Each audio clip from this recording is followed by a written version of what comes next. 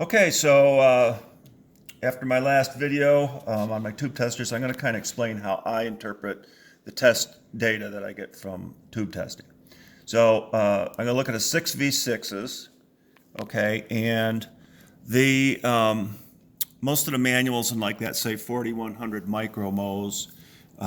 Look in my manual here, and it says 4100, but I've got some other values depending on how you're running the tube. So I always like to know what this value is, but it's, as you'll see, it's not the most important value. So the first thing is I've got the 4 tube testers. I got the BK550, the Eico, and 2 precise tube testers, okay? So the first thing I do is I have a standard tube. That is a known tube. I know it's good. The particular one I was using here is an RCA. It's a good tube. I don't think it was ever used before.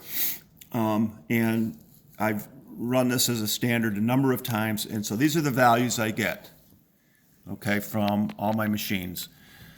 So the 550 is at 5100, 112 on the Eico, 44 on the Precise, and 42. So you see these two right off the bat. We know that these two are different.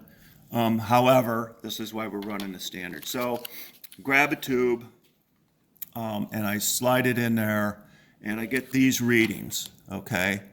So they're all below my standard, but that's okay. It's, you know, if I want to reference back to this. By the way, the Precise, they give a minimum, okay, and their minimum was 2625, which is 65%. That's pretty much the standard. I run tube number 2, I get these results, and then I run tube number 3, and I get these results. This actually, just for no real big deal, this is actually a Sylvania, I guess you'd call it an NOS tube. This was a Admiral, of all things, and this is a groove tube that I pulled out of an amplifier some time ago.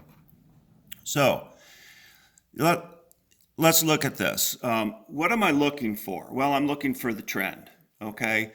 And this tube, the standard, is the highest, second highest, third, and fourth. And if I look at my other tube testers, I'm getting the same results. First, second, third, fourth. First, second, third, and fourth. First, second, third, and fourth. So that gives me some confidence that the tube testers are working, but they don't always read the same numbers. Okay, so in this particular, the Precise, these are below the standard that's set forth here. Okay, both of these are. However, on the Eico, it says it's a good tube, and this says it's a good tube, and they are both above the recommended reject level here.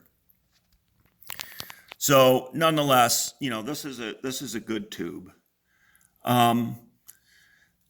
So, I think hopefully you can kind of see how I do this. Okay, I always run the standard, and then I run the tubes, and I'm looking at these numbers to compare. You know, do I have a good tube or not? So these values here are all close enough. I would consider these good tubes. There's nothing wrong with this tube, I would say, but it's not as strong as these other tubes.